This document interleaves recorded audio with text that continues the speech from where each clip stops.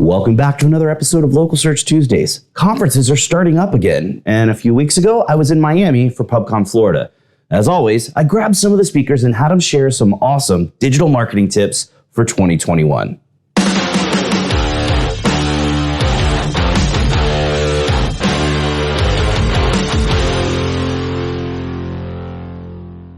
I got some awesome tips this time around, including a really great tip from Mike King. So make sure you stick around for the whole thing. All right. Hey, I'm Stefan Spencer, co-author of The Art of SEO. My quick tip is to have a testimonials page, but to call it results, and to have that page have your testimonials in order of a story and highlight with yellow highlighting the certain bits that you want the person to read instead of just quickly randomly scanning the page. And those little highlighted bits will tell a story if you order them the right way. The thing I recommend to people when it comes to content on your website is that you have to find ways to connect with your searchers. Somebody's searching for the products and services that you offer, you need to look at it from their side. So you need to take a human-centered design approach. And what that means is you look through the data that represents people who are looking for the things that you want, and you give them the content that they need. Brochureware websites and advertising in websites doesn't work. Never has. So you need to make sure you're connecting with people and earning their attention so that you don't have to pay for their attention. Okay, yeah, I was gonna say tip number one is know your audience. So as an SEO, we have to wear so many hats all the time and running the gamut of how our site is performing, to who's using it, and whether or not it's converting. And we have to communicate the site's needs to our audience. So we have to communicate to our clients, what their intentions are for conversions and what path they need to take in increasing that for the site. We have to be able to communicate to the webmaster the technical issues that need to be addressed and the appropriate way to do that. We need to know, is it Google as our audience? Because we can serve Google on a faster CDN, for example, or a static pre-rendered version of the site so that they have a better experience. And then obviously, ultimately, the visitor that's coming to the site, what content are they looking for and what are they expecting when they land there? So if there's any one major takeaway that I would say as an SEO, you're responsible for making sure that you can match a message, whether it's your clients or your own, to the audience that you're trying to reach.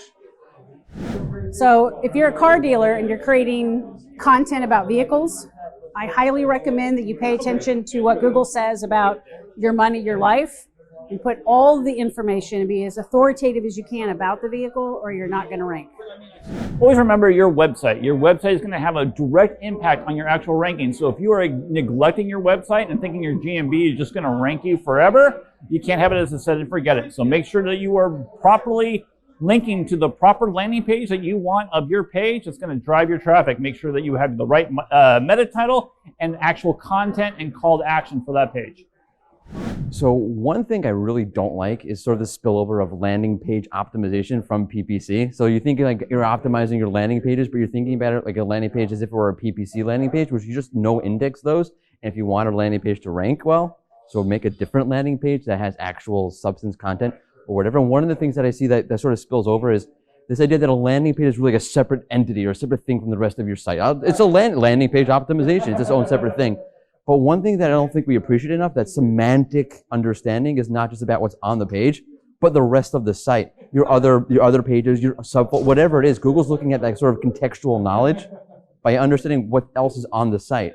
So you should not sort of hey, my landing page is distinct, its own separate thing. I'm not going to interlink. There'll be no navigation on it. No, interlink, put navigation. Throw some related articles from your blog on there. Build up that contextual understanding so that Google understands the benefit of the landing page in line with the benefit of the rest of your site. So if your site ranks well in general, let your landing pages get that benefit by connecting and interlinking or contextualizing the landing page by putting it within the context of the larger site overall. So one quick tip that I was actually reminded of today by Joe Laratro up on the stage. It's called Barnacle SEO. Basically what you do is you search for your most important keywords and you see if any of those sites are sites that you can get yours listed on. You then list your site, optimize that listing, bing, bang, boom. Hopefully you own half a dozen SERPs instead of just your own for your key phrases. So a big challenge that we're seeing is that ads are quickly becoming really asset-based. Instead of writing a full 300 characters, you're writing 3 headlines, a couple of descriptions, some ad extensions along the way. All of these individual assets of your ad, well, it's really easy for them to be repetitive and in fact compete against each other. Just like in SEO, you want to make sure that the pieces of your ads aren't duplicate content. So use a lot of the creativity you have in creating new ad assets and testing those against one another. And that's going to help you really differentiate yourself from all the other boring, bland ads on the busy SERP. Hey, Steve Hammer here, giving you a quick tip on business-to-business PPC. One of the best things you can do is make sure you're capturing your GCL IDs and keeping those so you have records of exactly where your sources came from over time. That way, your attribution's that much better, even if your link cycles are really long. Thanks. So my number one tip is make sure you have the audiences report set up in Google Analytics so that you can monitor how your audiences perform over time. Quick tip of the day right here for you comes up on YouTube ads. TrueView for discovery and TrueView for action. Most people just don't use TrueView ads in particular, but TrueView for action ads, you only pay when they take the action you want. That includes a conversion. So get your conversion tracking set up, get your volume up, and then run some TrueView for action ads. If you're looking for tips on what's going to rank a Google My Business profile, right? What's that going to be? There's basically 3 elements. One is kind of a cheat. That's by putting keywords in your business name. If you can do it, and you can do it within the guidelines, you're pretty much going to be safe, except for the fact that you're going to be attacked and harassed by your competitors. You might get a suspension for it, but if you're in the guidelines, at least you can get back and get reinstated.